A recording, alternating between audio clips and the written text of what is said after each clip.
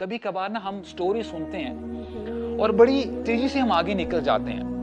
آپ امیجن کریں کہ ایک شخص ہے, he is standing against the whole world. یعنی نوجوان ہیں, اور جنرلی نوجوانوں کو نا ایک ویک ایلیمنٹ سمجھا جاتا ہے سوسائٹی کا, اور نوجوان خود سمجھ بیٹھتے ہیں اپنے بارے میں, اچھا میں کیا کر سکتا ہوں, میں کیا چینج لے کے آ سکتا ہوں. اور یہ آپ کے لیے ایک نمونہ ہے, دس از یور رول ماڈل.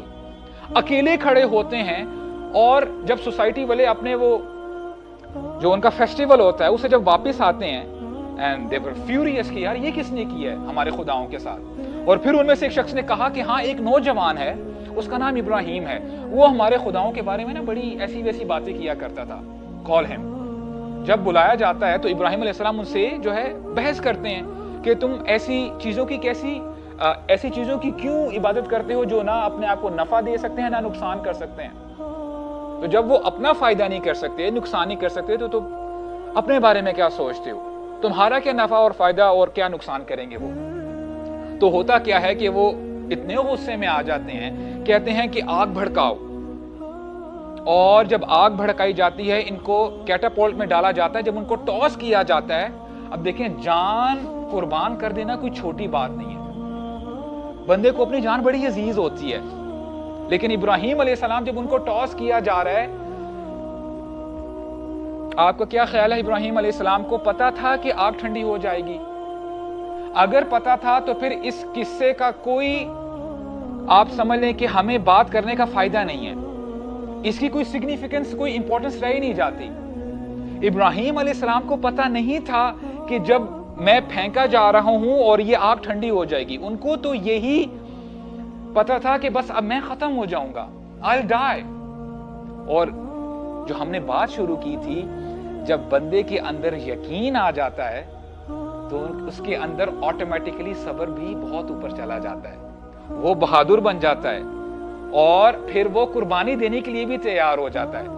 تو ابراہیم علیہ السلام نے اس مومنٹ پہ کیا کہا, حسبی اللہ و نعم الوکیل, کہ میں اللہ تعالیٰ پہ توکل کرتا ہوں. کاش کہ ہمیں یقین آ جائے, کاش کہ ہم بھی اللہ تعالیٰ پہ توکل کریں جیسے ابراہیم علیہ السلام نے کیا تھا, اس کا تھوڑا حصہ ہی ہمیں مل جائے, واللہ العظیم نقشہ چینج ہو جائے گا. تو اللہ سبحانہ و تعالیٰ نے آگ کو ٹھنڈا کر دیا ان کے لیے. تو اللہ تعالیٰ نے یہاں پہ ان کو ٹیسٹ کیا, اور پھر جب ان کے گھر والوں نے, پرہیپس جو ان کے فادر ہیں Azar,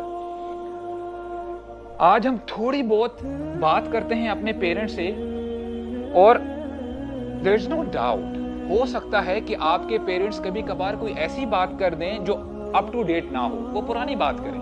It's very much possible. ہو سکتا ہے کہ آپ کو کچھ ایسی چیزیں پتہ نہ ہو, آپ کے دوست کو پتہ ہو. اس کا یہ مطلب تو نہیں ہے کہ آپ کا دوست آپ کو گالیاں دینا شروع کر دے کہ یار تم تو فارغ ہو, تم تو کسی کام کے نہیں ہو, right. You humble yourself. اچھا یار مجھے نہیں پتا, آپ نے بتایا, تھینک یو ویری مچ, جزاکم اللہ خیرا. سملرلی ہم جب یہ دیکھتے ہیں کہ ہمارے فادر یعنی بہت پرانی باتیں کر رہے ہیں, he doesn't know what is happening in the universities, یا ٹیکنالوجی کہاں سے کہاں پہنچ چکی ہے, ہم اپنا روب جھاڑتے ہیں, ڈیڈ یو ڈونٹ نو اینی تھنگ, آپ کو نہیں پتا زمانہ چینج ہو گیا, اے آئی آ گیا, آپ کو نہیں پتا. ابراہیم علیہ السلام, ان کے فادر بت پرست تھے, نہ صرف بت پرست تھے, وہ خود بتوں کو تراشتے تھے. He was an idol carver, وہ کارو کیا کرتے تھے. اور آزر ہیں, وہ کہتے ہیں, اب میں ان کو ہیں کر کے پکار رہا ہوں, I don't know how should I relate to him. Azar کہتا ہے کہ اے ابراہیم اگر تو باز نہ آیا میں تجھے رجم کر دوں گا, I'll kill you myself. تو ابراہیم علیہ السلام نے کیا کہا, کرس کیا اپنے فادر کو.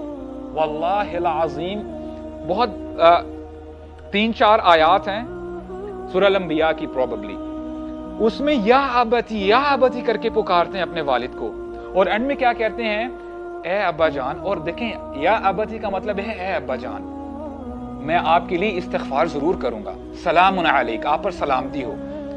This is what he did with his father, جو آئیڈل ورشپر تھا. تو یہ ہمارے لیے لیسن ہے, پلیز اللہ کے لیے آپ کے ماں باپ آپ کی جنت ہیں اور آپ کی دوزخ ہیں, یہ یاد کر لیں آپ. اگر آپ ان کی نافرمانی کرتے ہیں بھول جائیں کہ اللہ تعالیٰ آپ سے راضی ہوں گے. Humble yourself down, ان کی بات سنیں. اور ہو سکتا ہے, دیکھیں سبحان اللہ, اللہ تعالیٰ بڑے زبردست انداز سے سمجھاتے ہیں. اللہ تعالیٰ فرماتے ہیں وَمَن نُعَمِّرْهُ نُنَكِّسْهُ فِي الْخَلْقِ، جس کو ہم لمبی عمر دیتے ہیں اسے خلقت میں ہم کم کر دیتے ہیں. جیسے بچہ کمزور ہوتا ہے، جوانی کو پہنچتا ہے، اسٹرنگتھ آتی ہے، اس کا پھر گراف نیچے آتا ہے. جب بڑھاپے میں بندہ جاتا ہے، ہو سکتا ہے اس کے اوپر ایسا وقت آ جائے وہ بھاگ نہ سکے، اس کی آئی سائٹ ویک ہو جاتی ہیں، ہو سکتا ہے وہ بھولنا شروع کر دے، وہ چڑچڑا ہو جائے. رائٹ؟ تو آپ کا کیا مطلب ہے کہ آپ پھر اپنی جوانی کا روب جھاڑیں گے اپنے بڑوں کے اوپر؟ یہ تو اللہ تعالیٰ بتا رہے ہیں دس از گوئنگ ٹو ہیپن. جیسے تمہارے پیرنٹس نے تمہارا خیال کیا تھا جب تم بچے تھے، ایک ہی بات تم 50 دفعہ پوچھتے تھے کہ dad what is this, dad what is that, اور وہ پیار سے تمہیں بتایا کرتے تھے. اور اب تمہارے بڑے جب تم سے 2 دفعہ پوچھتے ہیں آپ کہتے ہیں کہ ابھی تو آپ کو بتایا. آپ کا ذہن کدھر ہے؟ Don't do this please. اپنی آخرت کو ضائع مت کریں. وہ ایک حدیث ہے، بہرحال اس کی جو اوتھینٹسٹی ہے اس میں علماء کلام کرتے ہیں، لیکن سمجھ میں آنے والی بات ہے کہ کہتے ہیں نا کہ ماؤں کے پاؤں تلے جنت ہے. اس کا مطلب یہ ہے کہ ماں کی خدمت کرو جیسے ماں نے تمہاری خدمت کی ہے. اور باپ کے بارے میں آتا ہے، فادر کے بارے میں، کہ وہ جنت کا وسط دروازہ ہے، درمیانی دروازہ ہے. اگر دروازہ نہ کھلے آپ کسی چیز کے اندر انٹر ہو سکتے ہیں، جا سکتے ہیں؟ نہیں جا سکتے. اگر آپ کے والد راضی نہیں ہیں آپ سے تو جان لیں آپ انٹر نہیں ہو سکیں گے جنت میں. یہ ایک جنرل رول ہے. تو ابراہیم علیہ السلام اپنے علاقے سے نکلتے ہیں، اپنے ساتھ کوئی زیادہ راہ لے کے نہیں جاتے. He was not financially strong. ان کے پاس کوئی ڈیبٹ یا کریڈٹ کارڈ تو نہیں تھا اپنے ساتھ، خالی ہاتھ نکلتے ہیں وہاں سے. اور جب بندہ فقیری میں ہوتا ہے یہ بہت بڑا ٹیسٹ ہوتا ہے. اسی لیے آپ نوٹ کریں گے جو اذکار ہمیں بتائے جاتے ہیں اس میں جب بھی آپ اللہ کی پروٹیکشن طلب کرتے ہیں، اللہم انی اعوذ بک من الکفر والفقر، آپ کفر اور فقر کو آپس میں ملاتے ہیں. why؟ کیونکہ جو فقیری ہے وہ کفر تک پہنچا دیتی ہے. بندہ پیسے کے لیے سب کچھ کرنے کے لیے تیار ہو جاتا ہے. اللہ تعالیٰ نے مال چھین کے بھی ابراہیم علیہ السلام کو آزمایا، اور پھر جب اللہ تعالیٰ نے اولاد دے دی اپنی ساری زندگی دعا کرتے رہے. And he was ہوپفل. یہ یاد رکھیے گا کہ انبیاء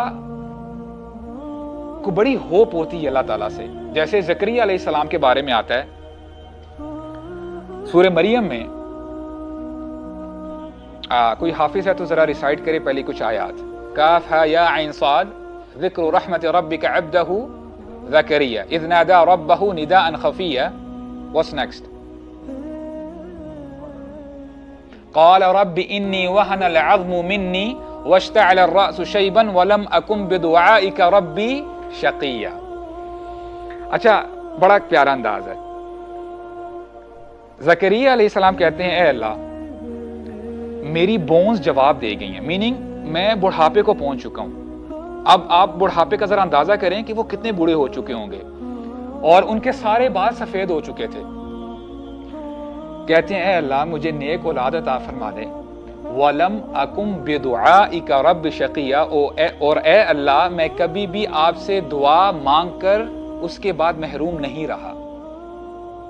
Whereas the reality is ساری زندگی دعا مانگتے رہے ہیں نیک اولاد کی، ابھی تک اولاد نہیں ملی. اللہ اکبر. اب جب ہم 5 منٹ یا 1 مہینہ 2 مہینہ کچھ دعائیں کرتے ہیں اور اللہ تعالیٰ جب نہیں سنتا ہمارا کیا ریئیکشن ہوتا ہے؟ I will not pray anymore. دیکھ کے یعنی پریکٹس کر کے دیکھ لیے کوئی فائدہ نہیں ہو رہا. میری تو جو ڈیمانڈ تھی وہ تو وہاں کی وہاں پڑی ہوئی ہیں. یہ بات آپ جان لیں، آپ اللہ کے محتاج ہیں، اللہ تعالیٰ آپ کے محتاج نہیں ہے. اللہ تعالیٰ پہ ٹرسٹ کرتے ہیں، اللہ تعالیٰ کو آزماتے نہیں ہیں. my brothers، جس دن آپ اللہ تعالیٰ پہ ٹرسٹ کریں گے you will see the difference. اگر آپ چینج ہی اسی لیے ہوئیں گے اچھا یہ جب ڈیمانڈز میری پوری ہوں گی الحمدللہ then Islam is fine, very good، زبردست ہو جائے گا. اللہ تعالیٰ پہ توکل کرتے ہیں، اور یہ انبیاء علیہ السلام نے ہمیں سکھایا ہے.